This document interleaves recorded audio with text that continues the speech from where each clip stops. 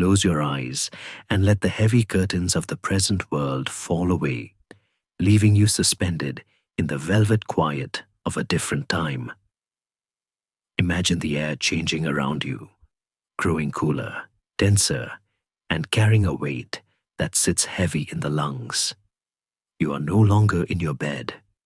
You are standing in the twilight of a narrow, winding street in 14th century London, or perhaps Paris, under a sky that glows with the faint, bruised purple of a setting sun. The cobblestones, if there are any at all, are slick with dampness, and the sounds of the modern world, the hum of electricity, the distant roll of tires, have vanished, replaced by the lowing of a cow in the distance and the muffled tolling of a vesper bell.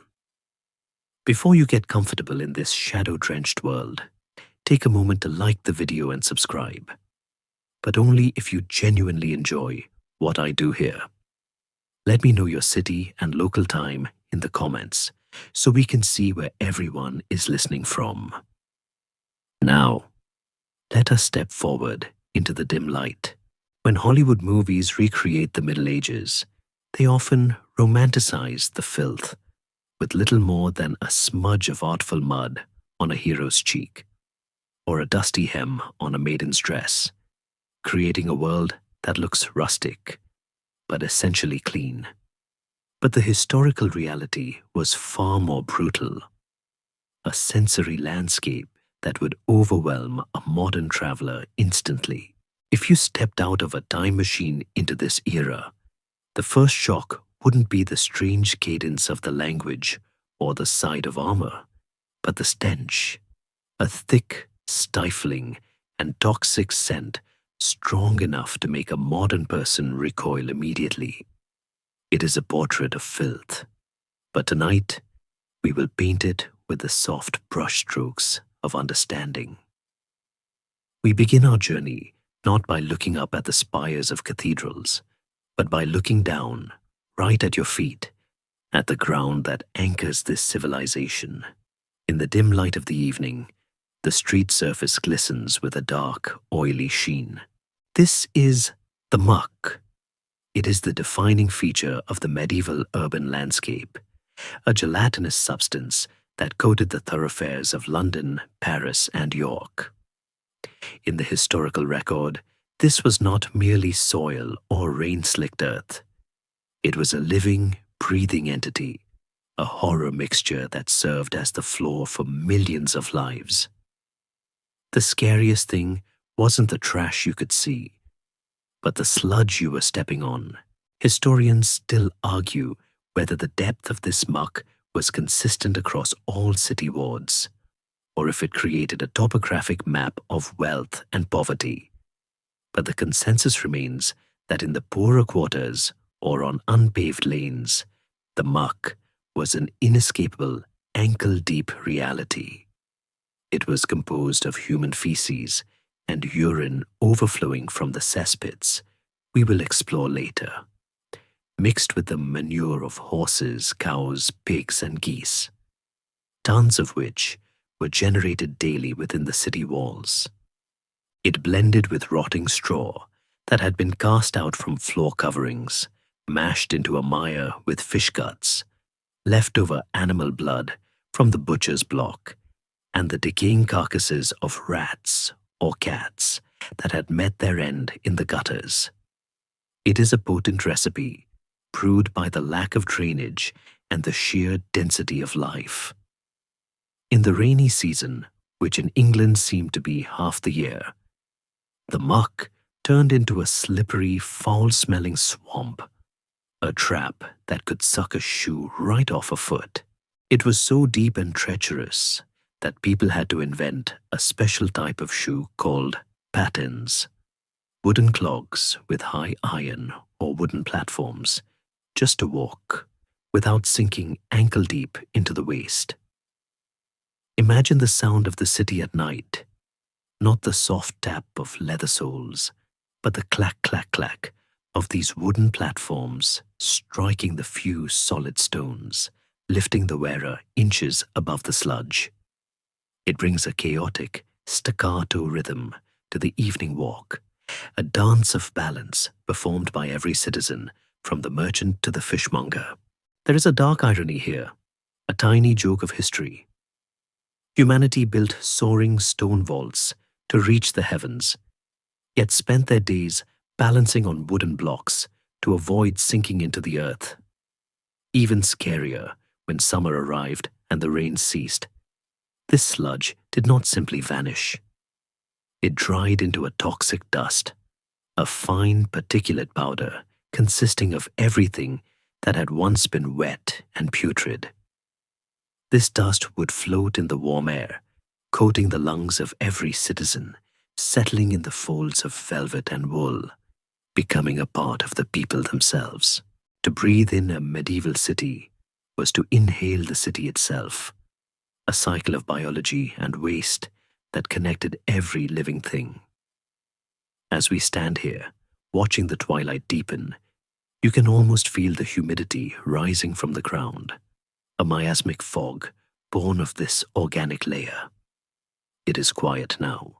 The bustle of the market has faded, but the street remains awake in its chemical decomposition.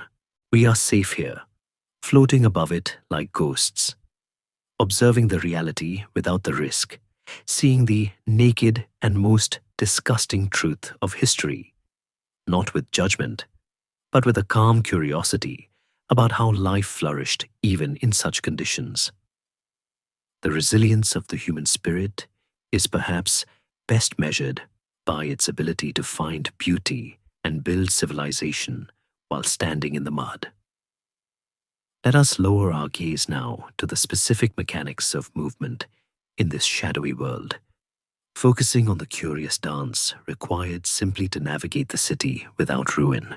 If the ground was a treacherous, semi-liquid trap of the muck, then the medieval solution was a masterclass in pragmatic engineering, a device that transformed the very act of walking into a noisy, precarious art form.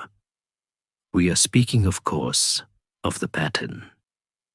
Imagine looking at the feet of a passerby hurrying home through the gloom. They are wearing soft, thin-soled leather shoes known as turn shoes, which, while comfortable and flexible, offer no more protection against the freezing sludge than a pair of thick socks. To step directly onto the street in such footwear would be to invite the cold, wet filth to seep through the leather in seconds, staining the dyed wool of their hose and chilling the blood. And so, before venturing out, the citizen slips their short foot into a second outer apparatus. The pattern is essentially a wooden sole, carved from lightweight woods like alder or aspen, raised several inches off the ground by wooden arches or, in later centuries, iron rings. It is the medieval equivalent of a galosh, but far more structural, like a small personal bridge that one carries with them.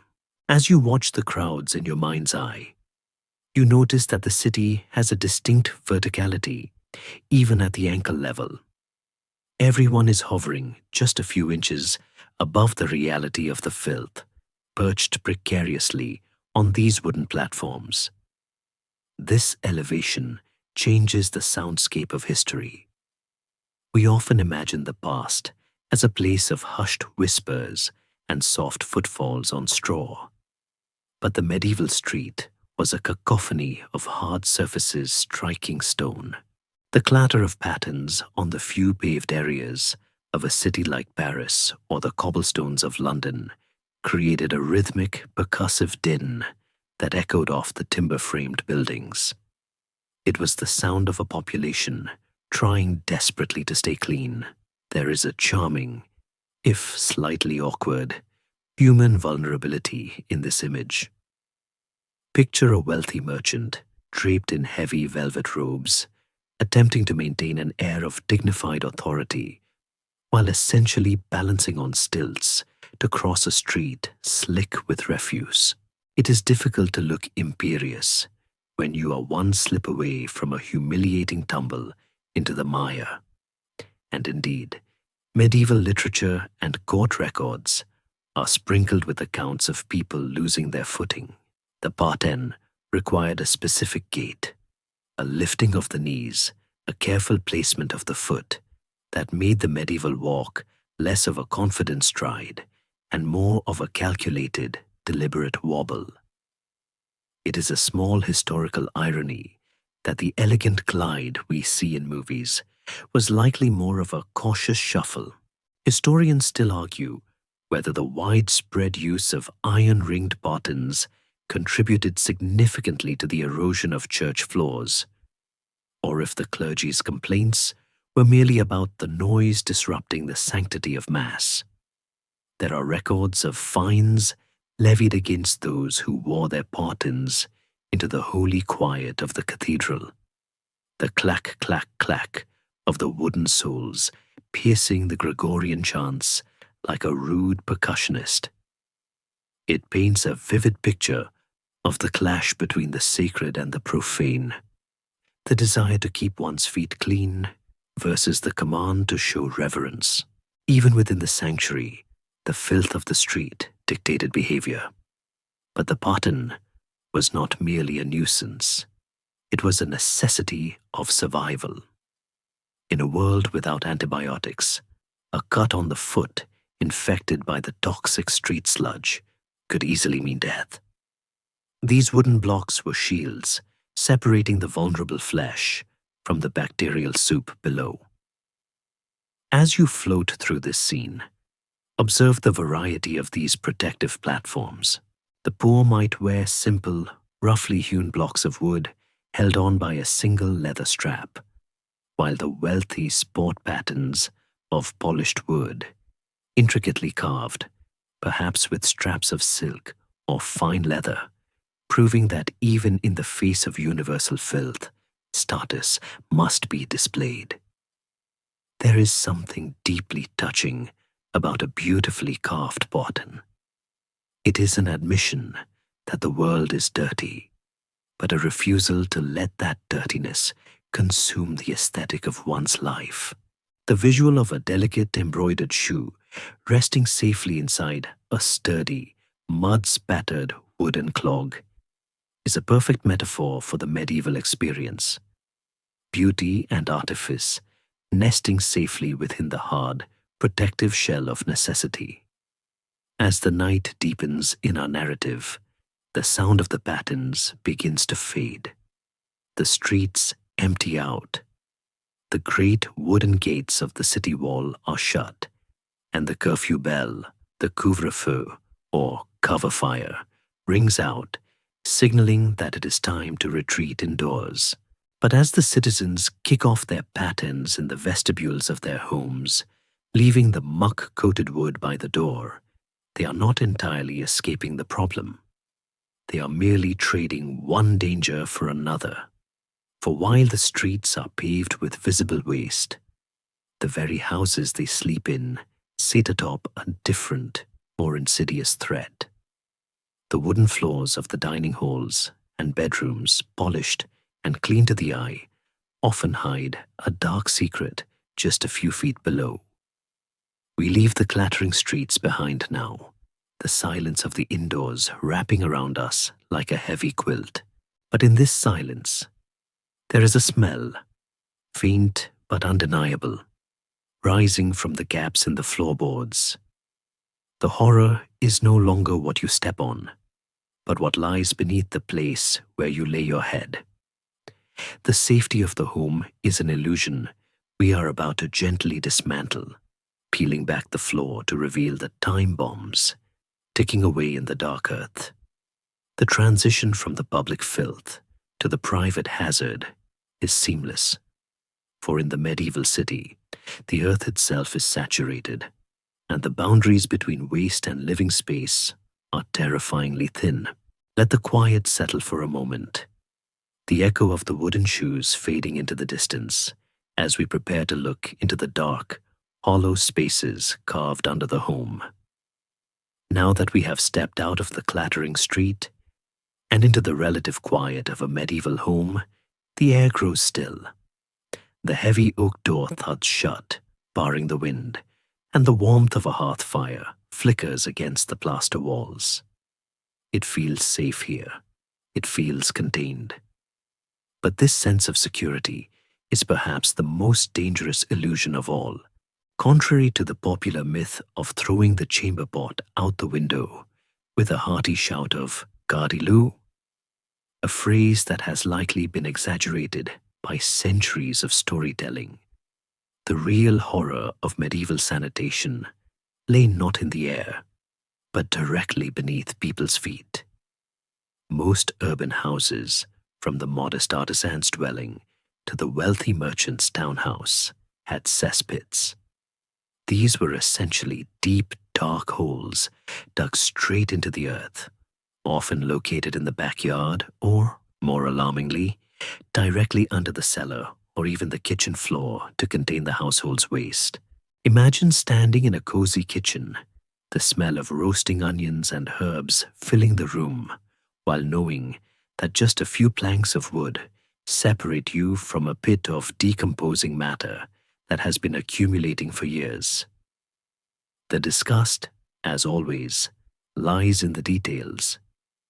These were not the sealed, watertight septic tanks of the modern era.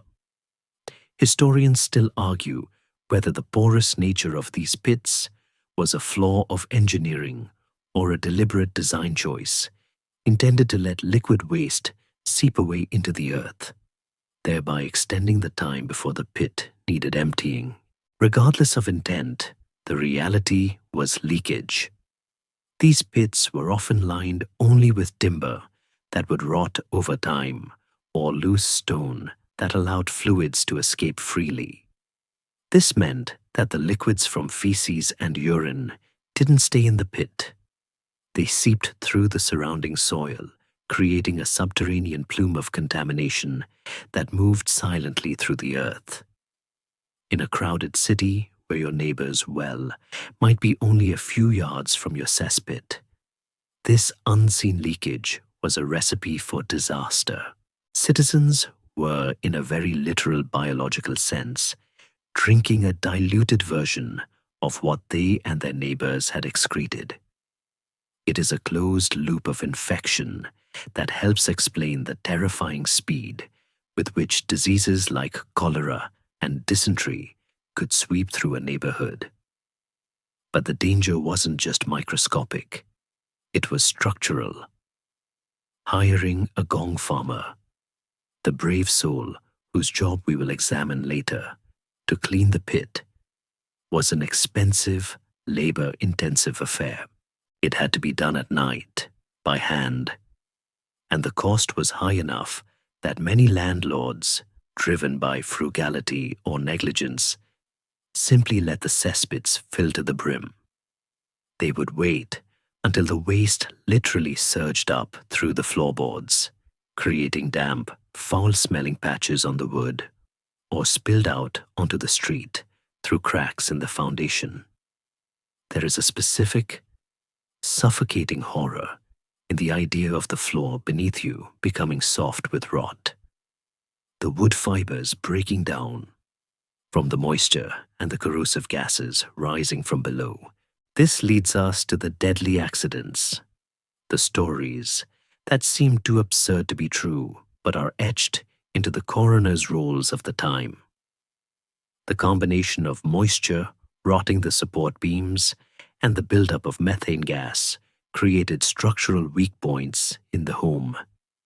History records tragic cases where floors suddenly gave way, sending residents plummeting into the pit of feces below. It is a nightmare scenario. One moment you are walking across your room, and the next you are swallowed by the earth, falling into a deep, dark well of semi-liquid waste. The death was rarely from the fall itself, but from suffocation. The noxious fumes, hydrogen sulfide and methane, would overwhelm the victim almost instantly, or they would drown in the viscous sludge before help could arrive. There is a documented case from 1326 in London where a man named Richard the Raker fell into a cesspit and perished, a stark reminder that the ground itself was treacherous. It adds a layer of tension to our peaceful domestic scene. Every creak of a floorboard, every strange smell that wafts up on a damp night carries a sinister weight. The home is not a fortress. It is a thin shell built over a biological hazard. Yet, people lived here. They raised children, cooked meals, and sang songs in these rooms, normalizing the proximity of waste in a way that seems alien to us. There is a strange resilience in that, a human ability to adapt to almost anything. It's almost funny, in a dark way, to think of a medieval dinner party where the host politely ignores the fact that the floor is a bit spongy near the pantry. Mind the step and do try the potage, they might say, while the very foundation of the house slowly turns to compost. This domestic danger, however, was hidden from view. It was a secret kept under the floor. But outside, in the open air, there was another liquid threat that could not be hidden, one that flowed openly through the heart of the city. As we leave the house and step back out into the night, moving towards the communal spaces, we encounter the source of life that was fatally intertwined with this source of waste. We are moving towards the wells and the water carriers, the places where the thirst of the city met the poison of the soil. The invisible seepage we just discussed didn't vanish into the ether. It traveled, trickling through the gravel and clay, seeking the lowest point. And all too often, that lowest point was the village well. The juxtaposition of the life-giving water and the death-dealing waste is the next stop on our tour of this fragile ecosystem, a reminder of how difficult it was to separate purity from filth in a world without pipes. The water looks clear in the moonlight, shimmering in the bucket, but we know now what secrets it might hold. We stand now beside the village well, the silent heart of the neighborhood, where the moonlight catches the surface of the water in a bucket and turns it into a disk of shivering silver. It is a scene of pastoral beauty, a stone circle that has anchored the community for generations, the place where gossip is exchanged, where horses pause to drink, and where the rhythm of the day is measured in the squeak of the windlass and the splash of the pail. But here in the quiet of the night, we must confront the most terrifying contradiction of the medieval city, the intimacy between what sustains life and what extinguishes it. If the cesspits we just left were the hidden villains of the story, the wells were their unwitting accomplices. The geology of a city like London or Paris is not a series of sealed compartments. It is a sponge. The earth is porous, a web of gravel, sand and clay that holds water like a vast subterranean lung. In an ideal world, the water drawn from these depths would be filtered and pure, a gift from the deep earth. But as we have seen, the medieval city was leaking. The proximity of the cesspits to the wells was a geometric tragedy. In many crowded tenements, the distance between the hole used for waste and the hole used for water was measured in mere feet, sometimes as little as 3 or 4 yards. There were laws, of course. Medieval bureaucracy was surprisingly robust, that attempted to regulate this distance, often mandating a specific number of feet between a latrine and a neighbor's water source. But in a city bursting at the seams, where every inch of land was precious, these laws were frequently ignored or impossible to enforce. The result was a cross-contamination that is horrifying to contemplate with modern eyes. The liquids from the time bombs beneath the floorboards migrated slowly, invisibly, through the soil, mingling with the groundwater that fed the wells. When a citizen lowered their bucket, into the cool, dark shaft. They were pulling up water that was often clear to the eye and perhaps even sweet to the taste, but which carried the invisible signature of the entire neighborhood's biology. Historians still argue whether medieval people understood this connection. The prevailing medical theory of the time, Galenism, focused on the balance of humors and the dangers of bad air, miasma, rather than waterborne particles. Yet there is evidence of a practical folk wisdom. Records show complaints from citizens about water that tasted of the privy, a grim tasting note that no sommelier would ever wish to record. It suggests that while they lacked the germ theory, they possessed functioning noses and tongues, and they knew, on some visceral level, that the water was not right. This uncertainty gave rise to a bustling, essential trade, the water carriers. Imagine seeing them in the early morning mist, a brotherhood of strong-backed men and sometimes women, often organized into guilds like the Brotherhood of St. Christopher in London. They were the veins of the city, carrying large, leather-bound tankards or wooden tine buckets on yokes across their shoulders, delivering sweet water from fresh springs outside the city walls, or from the great engineered conduits that piped cleaner water into the city center. The existence of this profession is proof of the problem. If the local well was good, no one would pay a carrier to bring water from the Thames or the Tyburn springs. These conduits were marvels of medieval engineering, lead or elm pipes running for miles underground to bringing fresh water to public spouts, where it flowed freely for the poor. Yet even this water was not safe from the pervasive filth. The pipes often ran through the same muck-laden streets we walked earlier, and leaks were common. A crack in a wooden pipe passing through a marshy, refuse-filled street meant that the fresh water was compromised long before it reached the cup. It is a sobering thought. The struggle for a clean sip of water was a daily battle, fought with buckets and pipes against an enemy they could not see. This reality helps explain the immense cultural importance of ale and wine. We often hear the myth that everyone drank beer because the water was deadly, and while this is a slight exaggeration, people did drink water, especially the poor.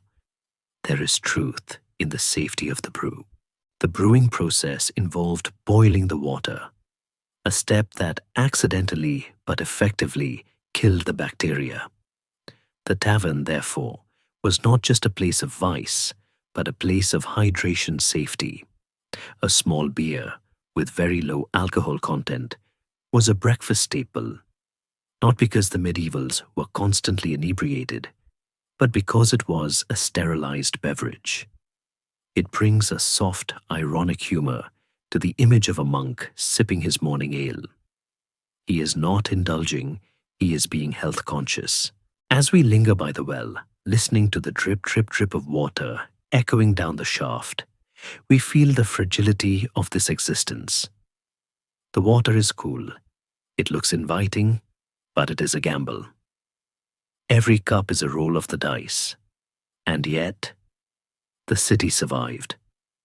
The immune systems of those who lived through childhood must have been formidable, forged in a fire of exposure that would wither a modern human. There is a deep, quiet strength in that, a biological stubbornness that allowed life to continue despite the poisoned cup. But water was not the only liquid flowing through the city. If the wells were the quiet, hidden sources of danger, the gutters and drainage ditches were the loud, visible arteries of a different kind of horror. We must turn our attention now to the industry that kept the city fed, the industry that dealt in blood and bone. The smell changes as we move away from the damp earthiness of the well. It becomes sharper, metallic, the scent of iron and raw flesh. We are approaching the shambles, the butcher's quarter, where the streets ran red in a very literal sense. The water in the well was a passive victim of pollution. But the rivers we are about to see were active channels of waste, intentionally flooded with the byproducts of the city's appetite. The silence of the well is left behind for the phantom echoes of the slaughterhouse, where the cycle of life and death was processed right in the open street, and where the concept of drainage was tested to its absolute gruesome limit. We turn a corner now, leaving the quiet peril of the wells behind, and the air immediately thickens with a new and heavy scent. It is a smell that tastes metallic on the back of the tongue, a copper tang mixed with the earthy musk of raw animal hide. We have entered the district known in almost every medieval city as the Shambles. The name itself sounds chaotic to modern ears, a synonym for a mess or a ruin, but its etymological roots are quite orderly. It comes from the Old English fleshhamels, meaning the shelves or counters where butchers displayed their wares. Yet despite this orderly linguistic beginning, the physical reality was a scene of visceral disorder that would haunt the dreams of a modern sanitation inspector. If you think the general streets were bad, look now at the ditches and drainage channels that run down the center of this thoroughfare. The Middle Ages had no concept of industrial zoning as we know it today. There were no designated industrial parks miles away from the city center. The industry lived, breathed, and bled right next to the cathedral, the nursery, and the bedroom. Slaughterhouses were often located right inside the city walls, sometimes in the very heart of the densest population centers. Because in a world without refrigeration, meat had to be sold the moment it was killed. The animal could not be processed days in advance. The cow you ate for dinner was likely mooing at dawn and butchered at noon. This necessity created a system of open-air slaughter that turned the street into a factory floor. As we glide through the twilight of the shambles, imagine the sensory overload of the daylight hours. Livestock was driven through these narrow, winding lanes, their hooves clattering on the stones, adding their own manure to the mix, before meeting their end right on the shop front. The blood did not go into a sealed tank. It flowed downwards, obeying gravity, seeking the kennel or gutter that ran down the middle of the street.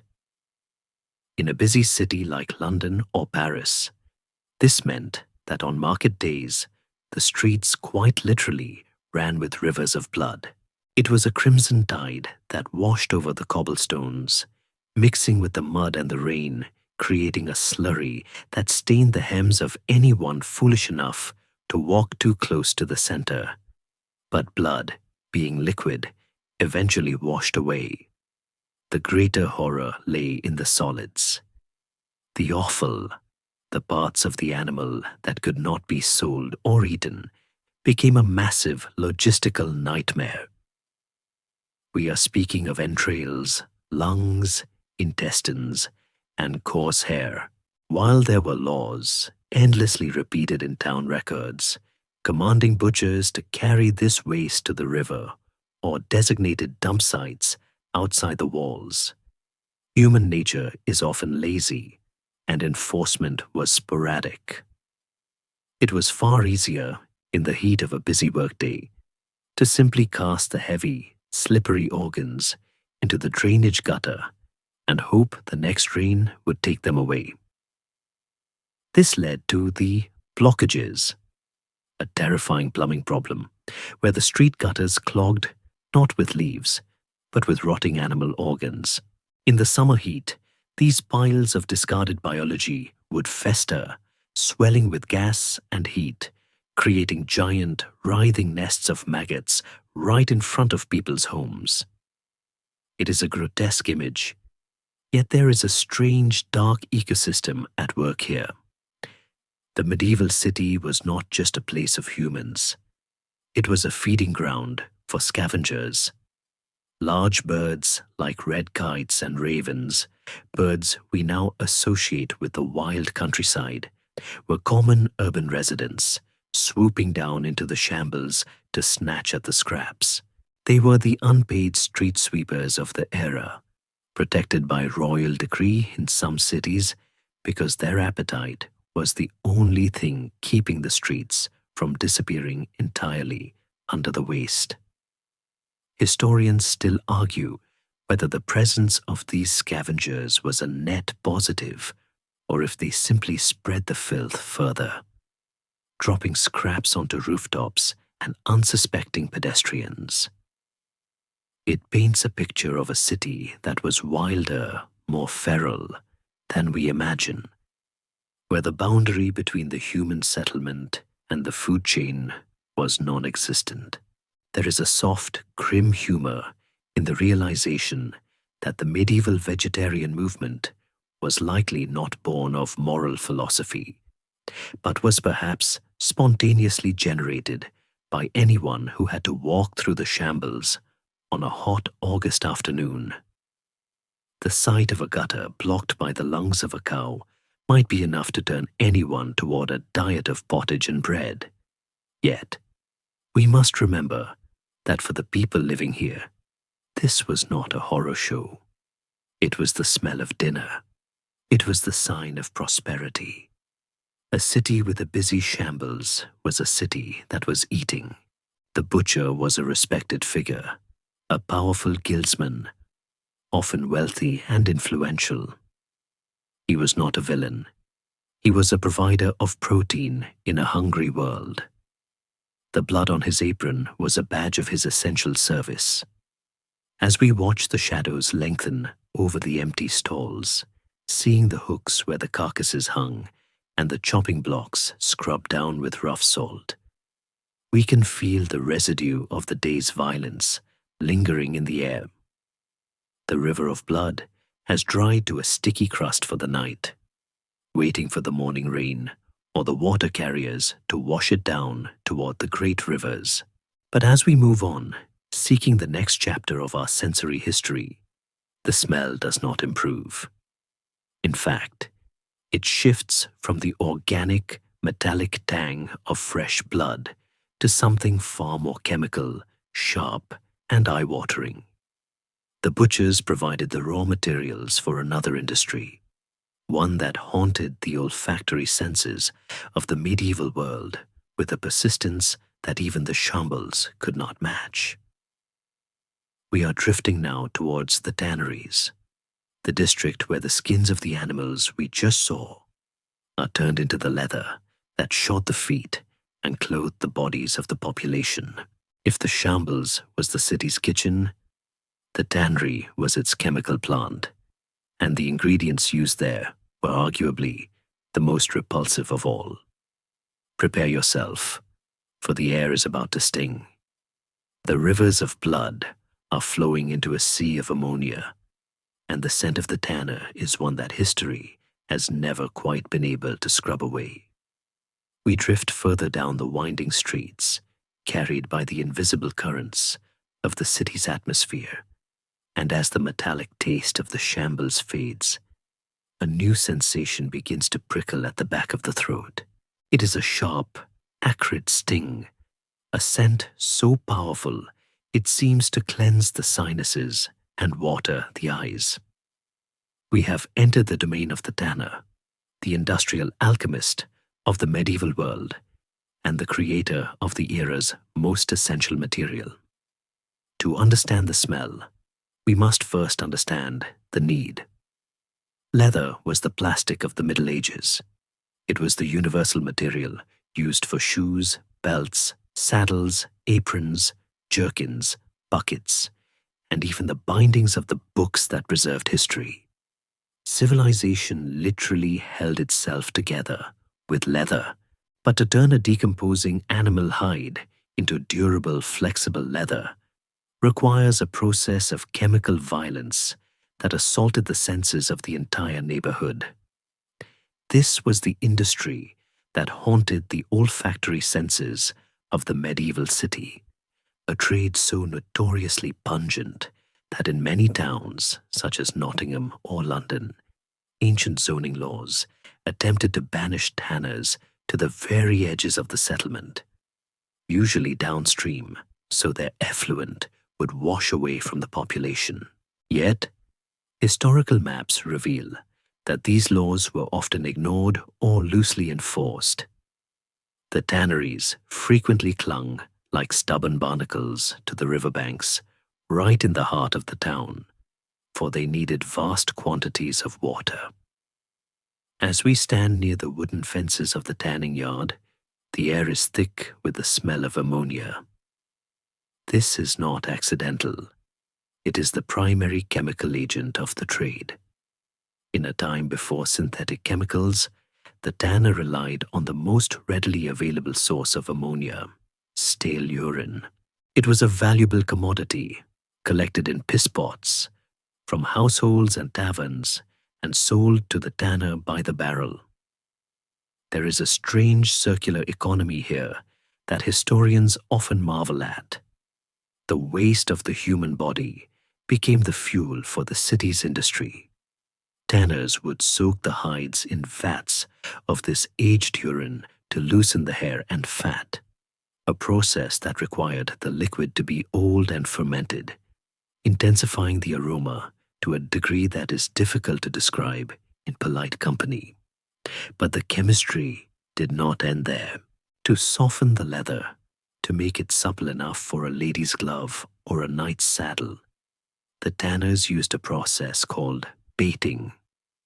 The secret ingredient for this was dog feces. It contains specific enzymes that break down the collagen in the hide just enough to make it flexible. This led to a bustling, if lowly, trade in the collection of pure, as it was euphemistically called in later centuries. It paints a picture of the medieval street, not just as a place of passive filth, but as a resource map where every type of waste had a market value. The tanner's yard was a landscape of large, open wooden vats, sunk into the earth, filled with these brown, murky liquids, where the skins would soak for weeks or even months. The tanner himself, or his apprentices, would often have to stand in these pits, working the skins with their bare feet or hands, their skin permanently dyed and scented by their trade. There is a soft, sympathetic humor in considering the social life of a master tanner. He was often one of the wealthiest men in the guild system, his product in high demand, his coin purse full of silver. Yet one imagines his dinner invitations were few, or that his arrival at a feast was announced by the wind long before he stepped through the door. It is a classic human paradox. We desire the luxury of the product, the soft leather boot, the fine belt, but we recoil from the process that creates it. We want the sausage, but we do not want to see or smell the factory. The tanneries were the physical embodiment of this hypocrisy. They were necessary evils, tolerated because the alternative was walking barefoot. Historians still argue about the extent to which medieval people became nose-blind to this. Did they simply stop smelling it after a while? Or did they live in a state of constant, low-level olfactory irritation? Court records suggest the latter. Neighbors frequently sued tanners for corrupting the air and poisoning the water, creating a rich legal history of complaints that proves the medieval nose was just as sensitive as ours, merely more beleaguered. The stench of the tannery was considered miasmatic, a potential carrier of disease. and so the tanner was looked upon with a mixture of respect for his wealth and fear for his toxic aura. As the night wind shifts, carrying the ammonia fumes away, we are reminded that all this liquid, the urine, the dissolved fats, the chemical runoff, had to go somewhere. And like everything else in the medieval city, it obeyed the law of gravity. It flowed downhill, seeping through the earth or running in open gullies, destined for the great, moving artery of the city. The tanneries were almost always perched on the banks of the river, for they needed the water to wash the skins between soaks. And so, the river became the final recipient of this toxic brew.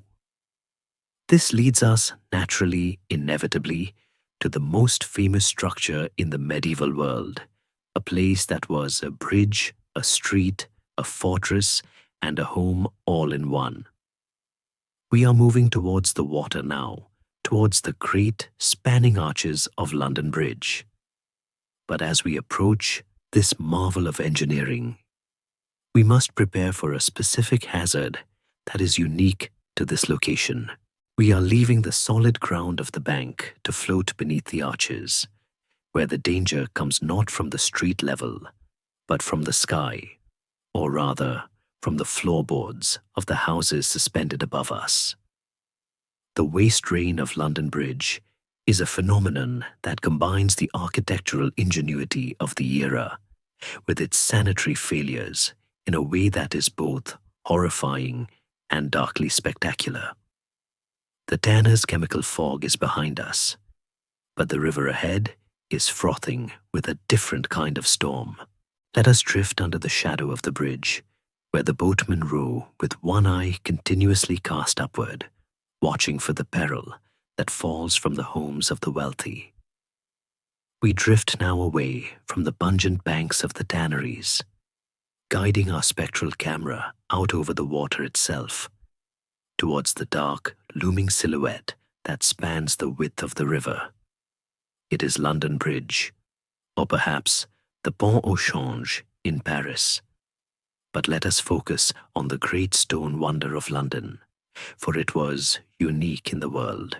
In the moonlight, it does not look like a bridge at all, but rather a floating city, a jagged mountain range of rooftops and chimneys suspended in the void between the banks. This was not a mere thoroughfare for crossing. It was a vibrant, crowded residential street where shops and houses were stacked atop one another, clinging to the stone piers like barnacles to a rock. It was a place of immense prestige, a prime address for haberdashers and merchants who wished to capture the foot traffic of the entire city. But as we glide beneath the great stone arches, the starlings that protect the piers cutting the water into swirling rapids, we discover a hidden vertical hazard that turns this architectural marvel into a source of terror for those below. London Bridge had no sewer system, no septic tanks, and no cesspits, for there was no ground in which to dig them. So, where did the waste go? The answer is a triumph of gravity over sanitation. All the toilets on the bridge, the privies or garderobes, were designed with a simple, brutal efficiency. They projected directly out over the edge of the supporting walls, open to the air, dropping their contents straight down into the River Thames. If you were a boatman, a wherryman, rowing your small wooden craft under the bridge to ferry passengers from Southwark to the city, you faced a risk that no nautical chart could warn you of. You were rowing through a waste rain. Imagine the sheer physics of it. The drop from the floor level of the houses to the water surface could be dozens of meters. On a busy morning, or in the quiet of the evening when the residents retired to their chambers, the space beneath the arches became a danger zone of falling excrement and urine. It gives a whole new meaning to the term shooting the bridge, a phrase usually reserved for navigating the dangerous rapids caused by the bridge's restricted water flow. Here, the rapids were frothing with human waste. If you look up from the water level, you can see the wooden chutes and overhangs silhouetted against the stars, the firing squads of the city's digestion. It creates a scene of dark, slapstick horror.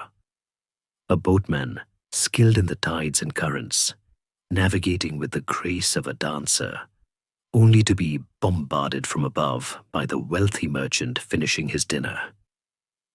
It was said that the wise boatmen knew which arches were safe and which were active, learning the rhythms of the bridge dwellers' bowels as intimately as they knew the phases of the moon.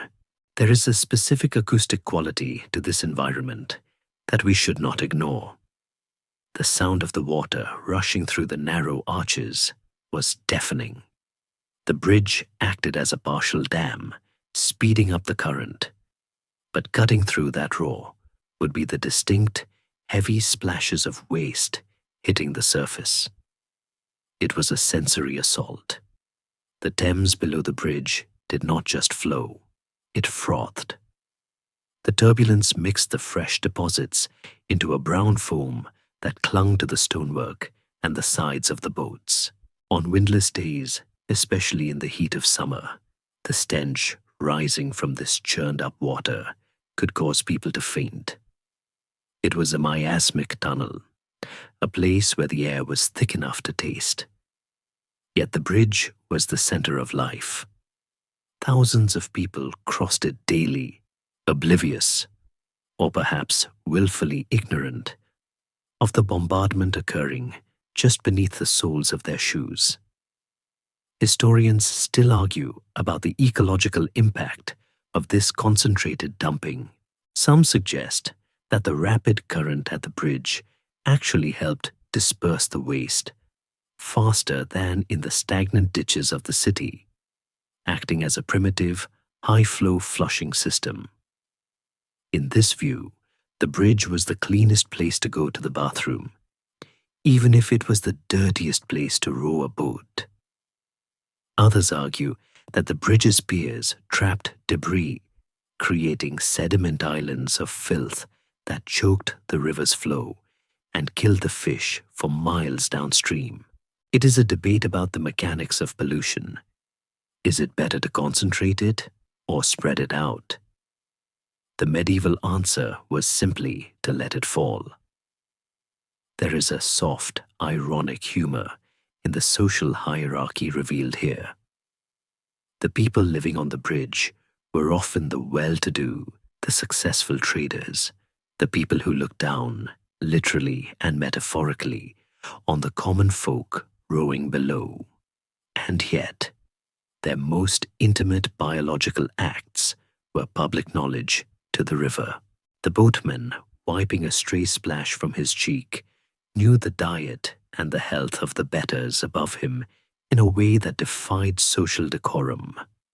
It was a great equalizer. King or pauper, merchant or thief, what fell from the bridge was all the same in the dark. We must also consider the non-such house, a later addition to the bridge, but one that exemplifies this paradox. It was a palace of wood, brought from Holland and assembled without a single nail, a building of unparalleled beauty and luxury. Yet even the non-such house, with its gilded towers and glass windows, had a hole in the floor that opened to the void. The juxtaposition of the sublime architecture and the base reality of the drop is the essence of the medieval experience. Beauty was never separated from biology. They existed in a vertical stack. As we float here, bobbing in the turbulent wake of the bridge, the water around us is dark and heavy with the city's refuse. The bridge recedes into the mist, a glowing, towering structure that hides its dirty secret in the shadows of its arches. The boatmen row on, pulling their scarves up over their noses, hurrying to reach the cleaner air of the open river. But as we follow the current downstream, we realize that the river itself is not an escape. The Thames is not a passive ribbon of blue. It is a moving archive of the city's sins. The waste from the bridge, the blood from the shambles, the chemicals from the tanneries. It all converges here. The river is the final destination, the great, murky burden that carries the history of the city out to the sea. We are now drifting into the open water, where the horror is less about the immediate splash and more about the slow, suffocating volume of what the water holds. The river is a timeline, and right now, the timeline is clouded. We lower our hands, metaphorically of course, into the water and feel the texture of a civilization that used its primary water source as its primary trash can. The journey continues, not on the solid ground, but on the fluid memory of the Thames.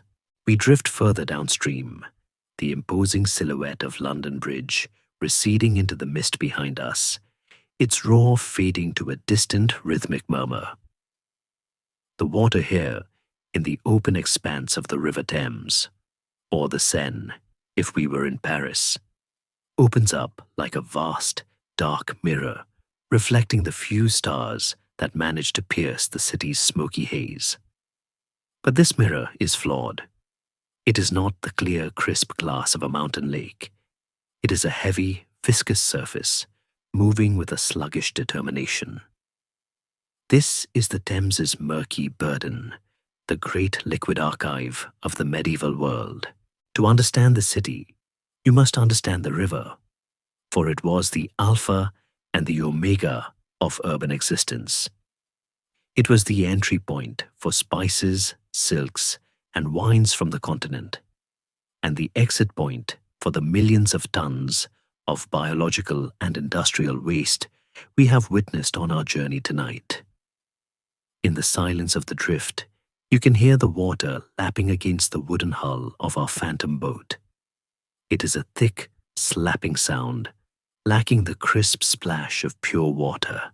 The river in this era was wider, shallower, and its banks were not the neat stone embankments of the modern age, but muddy, sprawling foreshores that exposed themselves at low tide like a festering wound. This exposed mud was a timeline of the city's consumption. It was a chaotic mosaic of broken pottery, discarded animal bones from the shambles, worn-out leather shoes from the tanneries, and the countless unmentionable remnants of the daily chamber pot. Historians often refer to the medieval river not as a flow, but as an oscillating system. This is a polite way of describing a terrifying hydraulic reality. Because the Thames is a tidal river, the water does not simply flow out to sea and take the waste with it.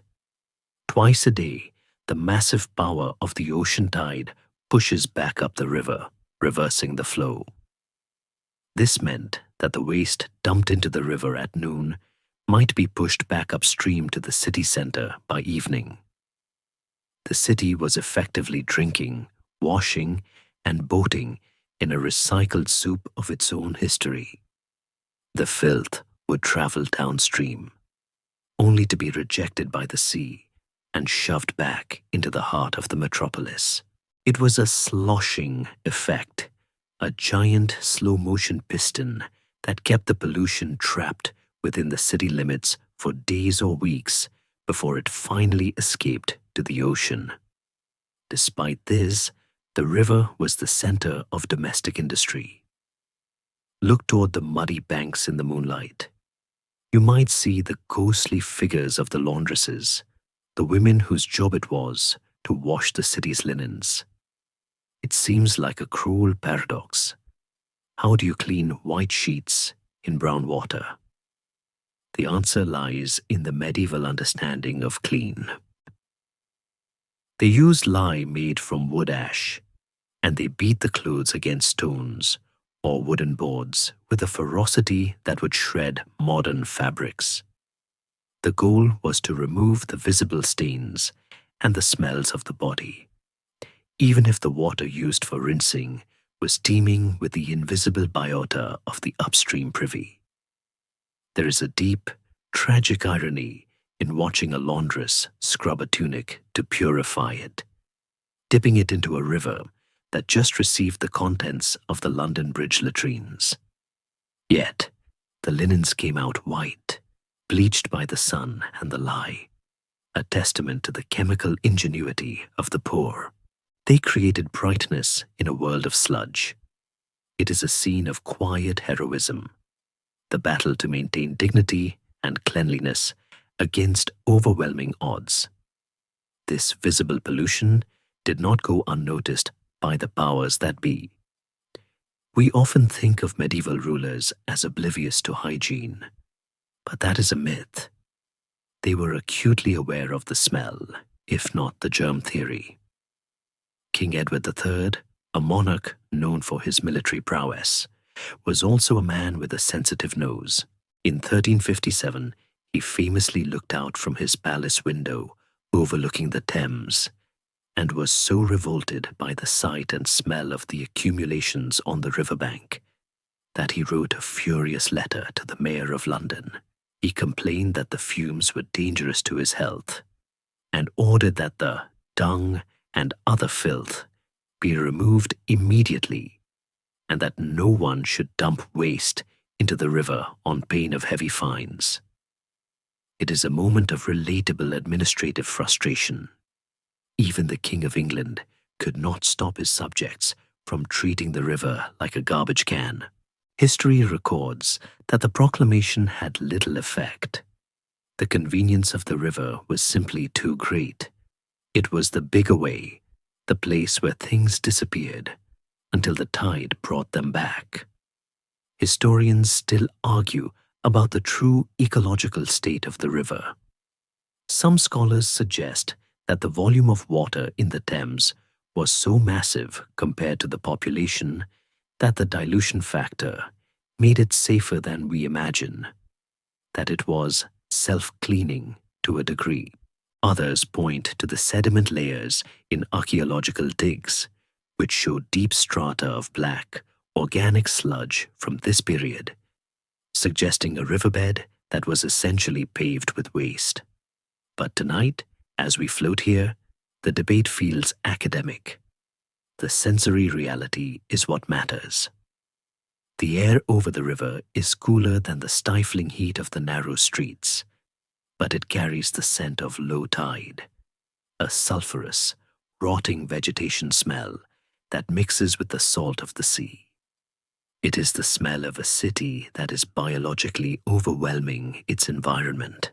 As we drift closer to the muddy bank, preparing to step back onto solid land, we notice something moving in the shadows of the foreshore. The heaps of trash and the piles of discarded rush flooring are not still. They are rippling. At first, you might think it is the rats, and certainly, the rats are there, legions of them, but these shapes are larger, rounder, and far more audacious. We are about to meet the city's most important and most dangerous municipal workers. They are not paid a wage, they do not wear a uniform, and they do not belong to a guild. They are the four-legged engines of destruction that kept the medieval city from suffocating under its own garbage. We leave the murky, oscillating waters of the Thames behind, stepping gingerly onto the slick mud of the bank to confront the beast that ruled the medieval street level. The pig is waiting for us. But forget the pink, farmyard friend of children's books. The medieval urban pig was a different creature entirely, a ferocious, bristled scavenger that owned the night. We step away from the sloshing, murky edge of the riverbank and navigate back into the labyrinth of the city streets. The hour is late, and most human foot traffic has ceased, but the streets are far from empty. In the shadows of the alleyways, amongst the piles of refuse that have been tossed out from the shuttered shops. There is movement. Low grunting shapes hustle through the darkness with a startling speed and aggression.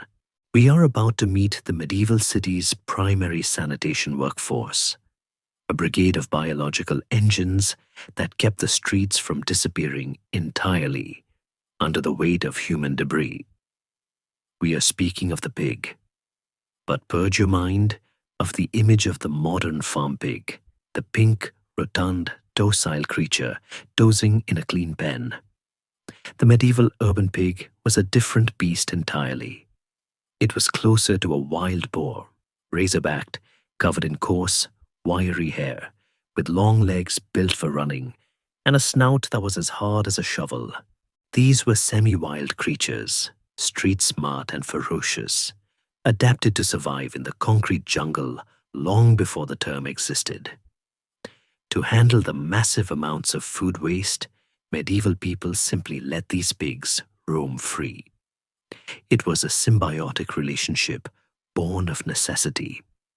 Without the pigs, the accumulation of rotting vegetables, stale bread, and offal would have been unmanageable. They were the living garbage disposals of the era, patrolling the gutters with a ravenous hunger that knew no discrimination.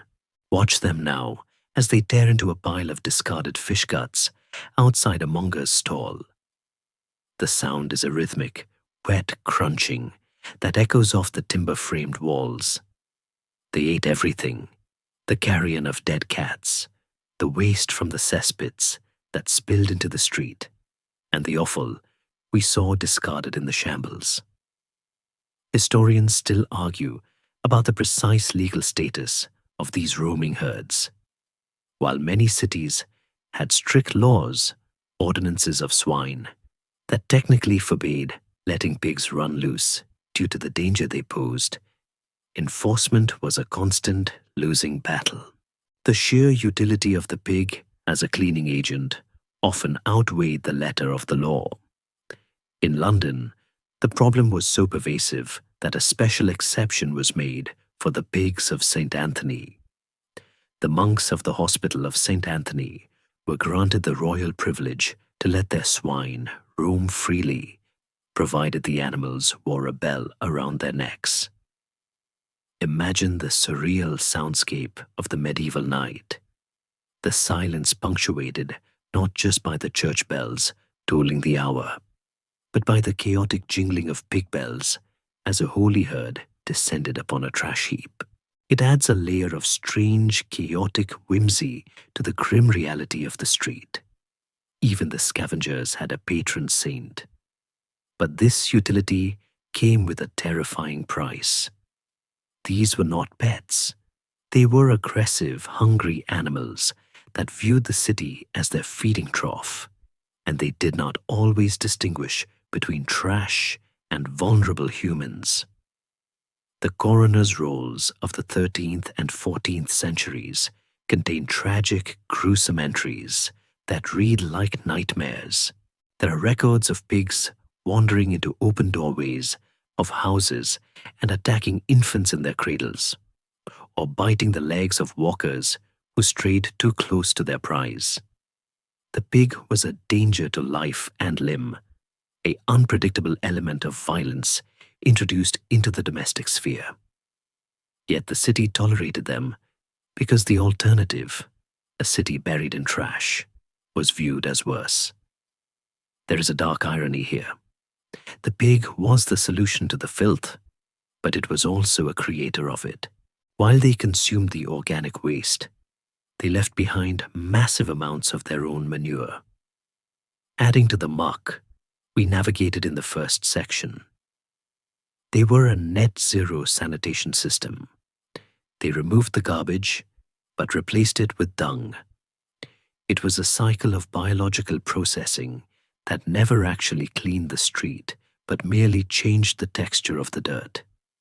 As we observe a large scarred boar rooting aggressively through a broken barrel, we can see the desperate resourcefulness of the medieval economy. Nothing was wasted. When these street pigs were finally rounded up and butchered, often right on the street where they lived, their meat was sold to the poor. It was a closed loop. The pig ate the city's waste, and the city ate the pig.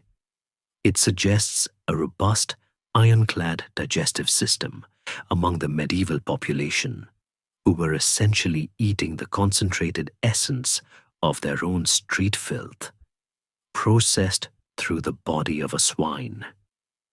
It is a culinary thought that might make one grateful for modern health inspectors.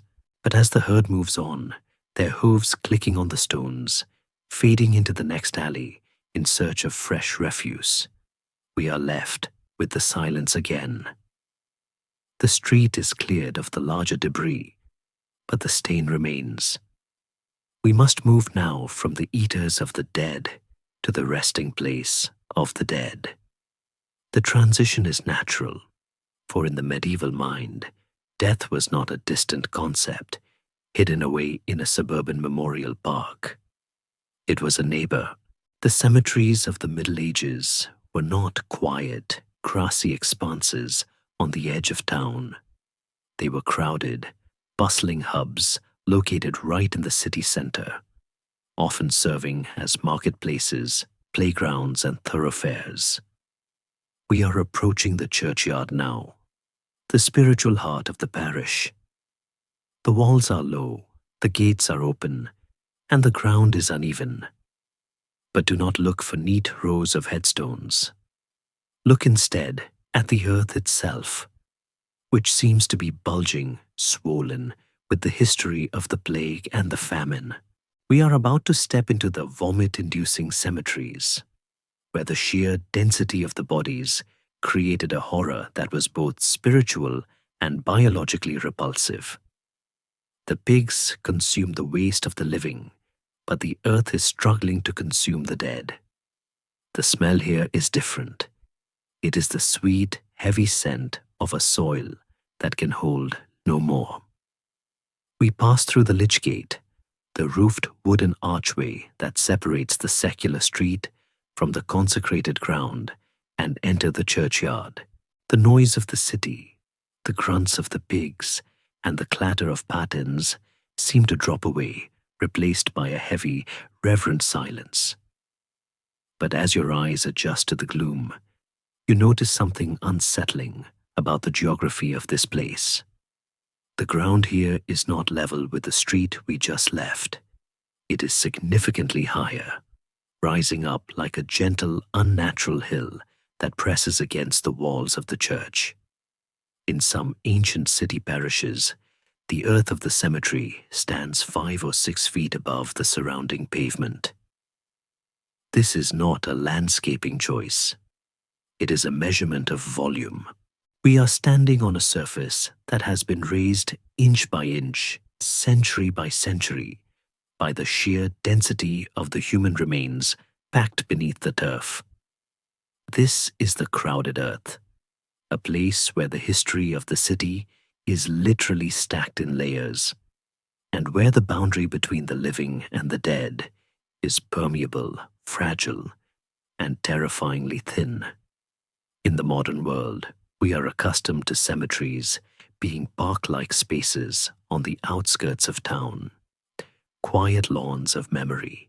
But in the medieval city, the cemetery was the heart of the community, usually located right in the center, next to the market and the main thoroughfare. Space was at a premium.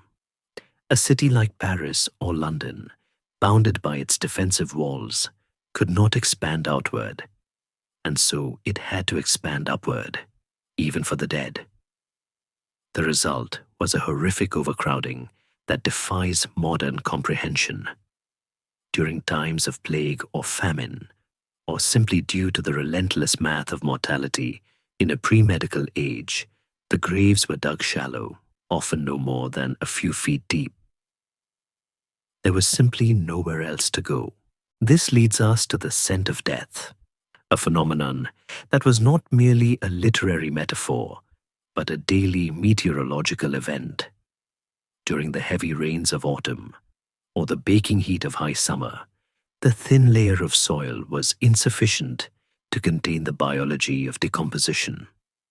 Soil erosion would frequently expose what had been buried only weeks before. It was not rare for a parishioner walking to Sunday Mass to see the corner of a coffin, a shroud, or even a decomposing limb exposed above the ground, a grim reminder that the earth was full. This proximity created a spiritual and sensory crisis. The smell of the city center churchyard was often described as stifling or heavy, a sickly sweet odor that clung to the clothes of the faithful. To combat this, the church burned vast quantities of incense, not just for ritual holiness, but as a practical air freshener to mask the scent of the ancestors rising from the floor. Historians still argue about the psychological impact of this constant exposure. Did it traumatize the medieval mind, or did it create a healthy, if blunt, acceptance of mortality? The art of the time, specifically the danse macabre, or dance of death, suggests a fascination with the inevitability of the grave. These paintings, often found on the walls of the cemeteries themselves, depicted skeletons dancing with kings, popes, and peasants alike, a reminder that in the crowded earth, everyone eventually shares the same tight quarters. There is a dark, democratizing humor in it. The landlord who owned the tenement might end up ribs to ribs with the tenant he evicted, united forever in the soil. But what happened when the churchyard was truly, absolutely full? The medieval solution was the charnel house. Because the ground was sacred and the bodies could not be moved outside the city, the old bones were dug up to make room for the new. After a few years, when the flesh had returned to dust, the sexton would excavate the skeleton, clean the bones, and stack them neatly in an open-air gallery or a crypt known as a charnel house. Imagine walking through the cloisters of Les Innocents in Paris, the most famous of these sites. You would be walking past walls made of thigh bones and skulls, stacked with the precision of firewood, arranged in decorative patterns. It was a library of lives, a visible archive of the city's population. Far from being a place of horror, it was a place of social interaction. People walked here, gossiped here, and even sold goods here. The charnel house was a backdrop to daily life, the empty eye sockets of the ancestors, watching the deals of the merchants. It paints a picture of a society that lived comfortably with its dead, integrating them into the architecture of the street. Yet, this system had its breaking points. The vomit-inducing aspect became literal during disasters. When the walls of the churchyard of Les Innocents eventually collapsed into the basements of the neighboring houses in the 18th century, a culmination of medieval practices, it revealed a horrifying sludge of decomposing matter that had turned into a corpse wax, or adipoker. While this specific catastrophe happened later, the conditions for it were built in the Middle Ages. The ground was so saturated with organic matter that it essentially ceased to be soil and became a bioactive compost. There were reports of mephitic vapors, clouds of gas, rising from the ground that were strong enough to extinguish a candle or cause a gravedigger to faint into the very hole he was digging. It lends a terrifying weight to the phrase, "rest in peace." For in the medieval city, there was very little peace to be found underground. You were constantly being shifted, moved, compressed, and chemically transformed in a crowded, restless slumber. Despite this, there is a strange tenderness in the chaos. The community refused to send their dead away. They kept them close, right in the center of the village or the city ward, as if to say that death does not sever the bond of citizenship. The smell, the sight of the bones, the shallow graves, these were the price of keeping the family together, living and dead, within the sound of the same church bell. It creates a feeling of intense, almost suffocating intimacy. You could not forget your history in a medieval city because you were quite literally walking on top of it every day. The ground under your pattens was not just dirt, it was people. As we stand in the shadow of the charnel house, the moon catching the curve of a bleached skull set into the wall, the wind picks up. It stirs the dust of the cemetery, lifting the fine particles into the air. This brings us to the ultimate fear of the medieval citizen. We have looked at the mud, the water, the pigs, and the graves. But the most terrifying thing of all was the air itself. They did not know about bacteria. They did not know about viruses.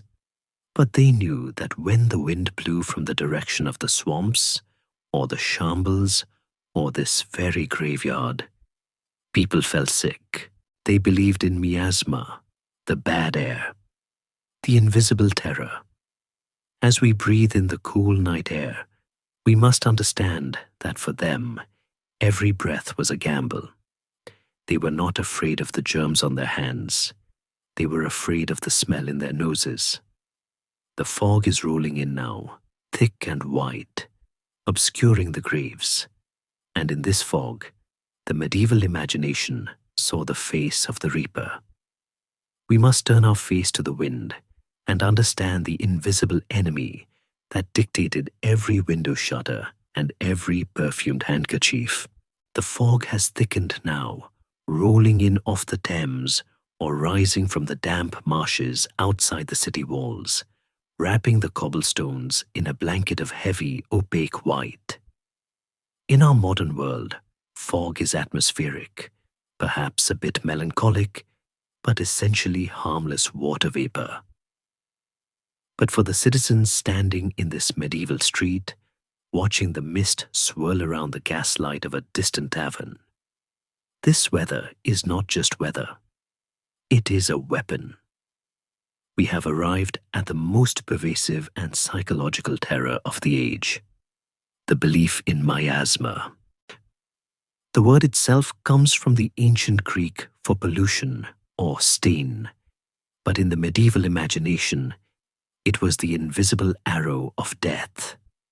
The scariest thing for people of that time was not the visible filth we have walked through, the muck, the offal, the overflowing cesspits, but the invisible vapor that rose from it. The prevailing medical theory, inherited from Galen and Hippocrates, and accepted by kings and peasants alike, was that disease was not caused by tiny organisms passed from person to person, but by corrupted air. They believed that the stench of decomposition, the foul odors of the shambles, and the heavy air of the swamps contained a poison that could enter the pores of the skin or travel down the windpipe to rot the body from the inside out. Imagine the psychological horror of this existence. You live in a city that, as we have seen, reeks of death, feces, and garbage at every turn. You cannot escape the smell. And because you believe the smell is the sickness, you are convinced that every breath you take is a gamble with the reaper. It transforms the act of breathing, the most fundamental necessity of life, into a source of constant, low-level anxiety. It explains why the medieval city often felt so shut in. Windows were kept tightly closed, not just against the cold, but against the night air, which was considered particularly deadly. The night air was the enemy, a silent assassin that drifted through keyholes and under cracks. This fear gave rise to a whole industry of olfactory armor, a desperate attempt to build a personal bubble of good smells in a world of bad ones. Look closely at the wealthy merchant hurrying past us in the fog. He is holding something to his nose, pressing a small, perforated metal ball against his nostrils as if his life depends on it. This is a pomander, a masterpiece of medieval jewelry and medical superstition. Inside this silver or gold sphere is a mixture of ambergris, musk, cloves, cinnamon, and rosewater. A ball of potent perfume designed to filter the air before it enters the body. It is a scent shield. For those who could not afford gold, a simple sponge soaked in vinegar or an orange studded with cloves served the same purpose. There is a touching vulnerability in this image. A human being walking through a bacterial minefield, armed only with a spiced orange, believing that the scent of cinnamon is strong enough to ward off the Black Death. It is the medieval equivalent of a hazmat suit, woven entirely out of fragrance. Historians still argue about the efficacy of these measures. While the miasma theory was scientifically incorrect, smells don't cause the flu. The actions it prompted were accidentally brilliant. By avoiding foul-smelling areas, people were inadvertently avoiding the bacterial hotspots where rats and fleas congregated. The vinegar used in their sponges is a mild antiseptic. The fires they lit in the streets to purify the air with smoke helped to drive away insects. They were doing the right things for the wrong reasons, stumbling upon sanitation through the path of superstition. But the fear of miasma also led to tragic misunderstandings. During the Great Plague outbreaks, people would kill cats and dogs, believing the animals' breath or fur carried the bad air, when in reality, the cats were the only predators keeping the rat population in check. By removing the cats to stop the smell, they invited the true vectors of the disease into their homes. It is a classic tragedy of unintended consequences. The terror of the invisible fog reached its peak during the Black Death. Chronicles describe a pestilential mist moving across the land, a cloud so toxic that birds would fall dead from the sky mid-flight. While this is likely poetic exaggeration, it captures the mood of the time. The air felt heavy. It felt charged. When the wind blew from the south, bringing the warm, wet air that encouraged rot, the church bells would ring in warning, and people would retreat indoors, stuffing rags into the gaps of their windows. There is a soft, dark humor in the advice given by the doctors of the time. Some physicians recommended smelling a latrine in the morning, on the theory that fighting fire, with fire, or a bad smell with a worse one, would inoculate the body against the plague.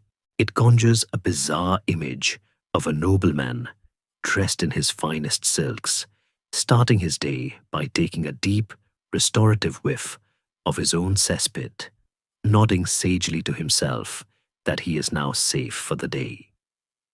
It shows the desperate lengths to which the human mind will go to assert control over an uncontrollable environment. But the most enduring legacy of the miasma theory is the plague doctor, a figure who has become a staple of horror, but was actually a figure of pity and scientific endeavor. The famous beaked mask, filled with theriac and herbs, was not a costume for scaring children. It was a gas mask. The beak was long to allow the air time to be purified by the herbs before it reached the doctor's nose. As we watch a shadow pass in the fog that looks suspiciously like that beaked silhouette, we realize that the city is fighting a war against an enemy it cannot see, using weapons made of flowers and vinegar. The ring around the rosy, with its pocket full of posies, is the nursery rhyme echo of this terrifying reality. The flowers carried not for romance, but for survival. And in reality, they were right to be afraid, not because of the smell itself, but because of what the smell represented.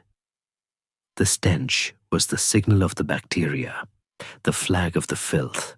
The Black Death wiped out 1/3 of Europe's population precisely because of the sanitary conditions we have explored tonight. The rats, the fleas, the water, the muck. It was a perfect storm. But to the medieval mind, it was all about the air. The invisible terror was the belief that the atmosphere had turned traitor. As the fog swirls around our feet, mixing with the smoke of the hearth fires, we feel the oppressive weight of this belief. It makes the world feel smaller, more claustrophobic. The open sky is not a symbol of freedom, but a delivery system for doom. This fear of the accumulation of filth and the air it produced created a desperate need for someone to do the unthinkable. If the cesspits were the source of the poison and the air from them could kill, then the person who cleaned them was not just a janitor. He was a hero. He was a man who walked into the mouth of the beast. We must turn our attention now to the bravest, most shunned, and most essential worker in the medieval city. The sun has set, the curfew has rung, and the decent people are asleep behind their shuttered windows, clutching their pomanders. This is the hour of the gong farmer. He is coming down the street now, his cart rattling softly, preparing to descend into the very pits that the rest of the world fears to even speak of. We will follow him into the dark to see the work that kept the city from choking on its own miasma. The city sleeps. The curfew bell has long since faded into the silence of the stones, and the shutters are barred against the miasma we just spoke of. The pigs have curled into the warm ashes of the bakers' ovens, and even the rats have paused their scuttling. But the street is not empty. If you listen closely to the rhythm of the night, you will hear a different sound, not the clatter of the day, but the muffled, heavy rolling of wooden wheels, wrapped in rags to dampen the noise. A cart is moving through the fog, pulled by a horse that knows the route by heart. 2 men walk beside it, their faces hidden by hoods, carrying long poles, buckets, and lanterns that cast a swaying yellow light against the damp walls. These are the gong farmers, the night men, the brave and solitary figures who performed the most essential task in the medieval world.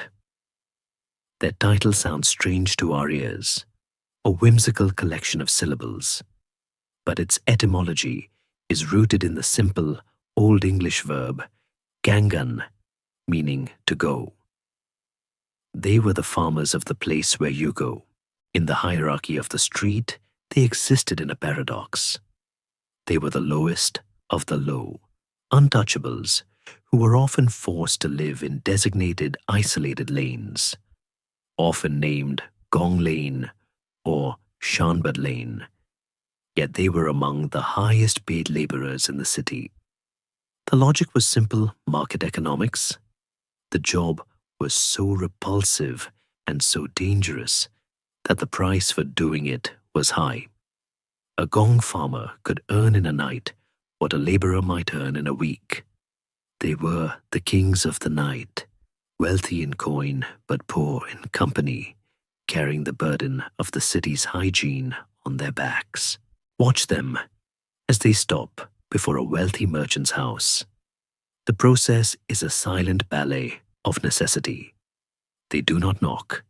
They have the keys, or the servant has left the back gate unlatched. They move to the cesspit, the time bomb we visited earlier, and pry open the seal. The release of the gas is audible, a hiss of pressure that would send a weaker man reeling, but the gong farmer merely adjusts his scarf and begins his work. One man descends into the pit. This is the part of the story that requires a strong stomach and a respectful heart. He climbs down a ladder into the accumulation of years, standing thigh-deep in the night soil, as it was politely called. With a bucket and a shovel, he begins to clear the void, hoisting the waste up to his partner, who empties it into the sealed barrel on the cart. It is slow, back-breaking work, performed in the claustrophobic dark, illuminated only by a single candle that flickers with the lack of oxygen. And here lies the true terror of their trade, a danger far greater than the smell. They called it the damp. We know it today as a mixture of methane, hydrogen sulfide, and carbon dioxide. In the confined space of a deep cesspit, the air could turn deadly in an instant. There are tragic entries in the city records of gong farmers who simply went silent in the hole. The partner above would call down, receive no answer, and in a panic climb down to help, only to succumb to the fumes himself. It was a silent death, a blowing out of the candle of life by the invisible vapors of the earth. Because of this, they often worked with a canary or a candle at the bottom. If the flame turned blue or went out, they scrambled for the surface. It adds a layer of high-stakes tension to this dirty work. Every scoop was a race against the air itself. Yet, despite the grim nature of the job, the gong farmers were often the subject of a specific, winking humor in medieval folklore. They were ironically nicknamed gold finders. On the surface, this was a sarcastic jab at their handling of brown gold. But in reality, the name was literally true. In the days before pockets were reliable, and when latrines were open holes, people dropped things. Coins, rings, silver spoons, and wax seals frequently tumbled into the abyss, and the person who dropped them was rarely willing to dive in after them. The cesspit became a time capsule of lost treasures, and by the law of finders keepers, the gong farmer was often entitled to whatever he found in the muck. There is a delightful, humanizing image of those men, covered in filth, pausing their labor to hold a glittering ruby ring up to the lantern light, a tiny spark of fortune amidst the waste. It suggests that even in the darkest places, there is a chance for a reward. Historians still argue about the ecological impact of their work. While we view them as disposal men, they were actually the first link in a vital recycling chain. The night soil was not just dumped in the river, though much of it was, but was often carted out to the market gardens surrounding the city. The filth of London grew the cabbages of Surrey. The city fed the country, and the country fed the city, a perfect, if pungent, circle of life. The gong farmers were the agents of this fertility. Without them, the soil would be barren and the city would be buried. They were the soil merchants, selling their cargo to farmers who waited by the city gates at dawn. This commercial aspect complicates our view of them. They were not just janitors, they were logistics experts in a biological economy. As the night wears on, the cart fills. The time bomb under the merchant's floor is diffused, leaving only a scraped clean stone pit and the scent of lime which they throw down to sweeten the air.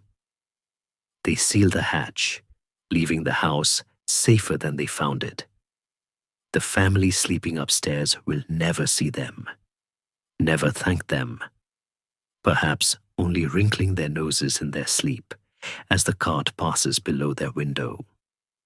The gong farmers move on, fading back into the fog, their heavy boots silent on the straw. They are the ghosts of the sanitation system, visible only by the cleaner world they leave behind. There is a profound nobility in this. They engaged with the reality that everyone else pretended didn't exist. They touched the untouchable so that civilization could continue. As the first grey light of dawn begins to bleed into the sky, touching the spires of the cathedral, the gong farmers head for the city gates. Their shift is over. The muck on the streets is revealed again by the rising sun, but the hidden dangers beneath the houses are gone, at least for a while. The city begins to stir. A rooster crows. The church bells ring for prime. And then, as if to wash away the memory of the night's labor, the sky opens. It starts with a single drop, then another, tapping against the cobblestones like a drum. The heavy clouds we felt gathering in the section on Miasma are finally releasing their burden. The great rain is coming. It is the final cleanser, the only true sanitation the city knows. We end our journey not with the hand of man, but with the hand of nature. The water is about to fall, washing the streets, the roofs, and the history itself, preparing the canvas for a new day. Let us stand in the doorway and watch the storm arrive. The first drop falls like a heavy coin, striking the dry, dusty earth of the street with a distinct, audible tap. Then comes another and another, until the rhythm accelerates into a steady drumming hum that drowns out the distant bells. We have reached the final chapter of our sensory journey, the moment of intervention that the medieval city has been waiting for. This is the great rain's mercy. In a world without street sweepers, pressure washers, or municipal sanitation trucks, the rain was not merely weather. It was the only true cleaning agent the city possessed. It was the great reset button pulled by the hand of nature when the filth became too much to bear. Watch as the water begins to pool on the cobblestones. The muck we navigated in the first hour, that gelatinous layer of waste and dust, begins to change. The rain revitalizes it, yes, turning it back into sludge. But as the heavens open up fully, the sheer volume of water begins to win the battle against the dirt. The kennels, the central drainage ditches running down the middle of the streets, begin to flow. At first, the movement is sluggish, thick with the debris of the shambles and the refuse of the market. But soon the current strengthens. The water turns from brown to a churning grey, carrying the history of the last few weeks away towards the river. There is a profound sense of relief in watching this. It is a hydraulic exorcism. The sins of the city, the rivers of blood, the chemical stains of the tanneries, and the dust of the charnel houses are all lifted up and washed away. Look up now, towards the roofline of the cathedral or the great stone houses of the wealthy. You will see the gargoyles doing the work they were carved for. We often think of these grotesque stone monsters as purely decorative or spiritual, designed to ward off evil spirits. But in the practical reality of the medieval street, they were functional engineering. Their long necks and open mouths were designed to throw the rainwater as far away from the building's walls as possible, protecting the mortar from erosion. Tonight, they look alive. Water gushes from their stone throats, cascading down onto the street below, joining the great wash. It creates a curtain of water around the buildings, enclosing the inhabitants in a protective shell of noise. There is a cozy, primal comfort in being inside a timber-framed house while a medieval storm rages outside. The sound of the rain on the thatched or tiled roof is a lullaby of safety, a signal that the world outside is being scrubbed clean while you remain dry. Historians still argue about the true benevolence of these storms. While the Great Wash certainly cleared the streets of surface filth, there was a darker side to the deluge. In low-lying areas or sinks, the rain could cause the cesspits to flood in reverse, bringing the waste up into the houses rather than washing it away. It was a double-edged sword. The rain cleaned the pavement but endangered the floorboards. Yet, in the popular imagination and the literature of the time, the rain after a dry spell was greeted as a blessing. It settled the dust of death, it cooled the miasma, and it flushed the stagnant ditches that were breeding flies. It was the city taking a bath. There is a soft, subtle humor in the behavior of the people during these downpours. The streets, usually teeming with life, become instantly deserted. The medieval citizen, for all their hardiness, had no waterproof synthetic fabrics. A soaked wool cloak takes days to dry and smells like a wet dog. So the storm acts as a universal curfew. The shouting merchants, the clattering carts, the wandering pigs, everyone retreats. The city becomes a ghost town of grey stone and silver water. It is the only time the city is truly quiet. The rain imposes a peace that no king's decree could ever enforce. As the storm begins to pass, the intensity fades to a gentle drizzle. The air has changed. The heavy, stifling scent of the shambles and the muck is gone, replaced by the sharp, clean smell of whetstone and ozone. This is the scent of a fresh start. The sun begins to peek through the breaking clouds, casting long, golden rays onto the wet streets, which now shine like mirrors. The filthy truth is hidden for a moment under a glistening veneer of water. The city looks new. It looks redeemable. We have walked through the slime, stepped over the waste, and peered into the dark pits. But we end here, in the clean, cool air of the aftermath. The medieval street was a place of horror, yes, but it was also a place of immense resilience, where life found a way to flourish amidst the dirt, and where nature eventually returned to wash the slate clean. The cycle will begin again tomorrow. The muck will return, the carts will roll. But for tonight, the city is washed. The stone is cool. The air is sweet. We can breathe. We leave the city of the past now. The heavy oak gates of history are closing gently behind us, locking away the noise, the shadows, and the stone streets. You are no longer standing in the rain or the mist. You are drifting back to the warmth of your own time, to the safety of your own bed. The floor beneath you is solid and clean. The air you breathe is pure and still. Feel the weight of the journey lifting off your shoulders.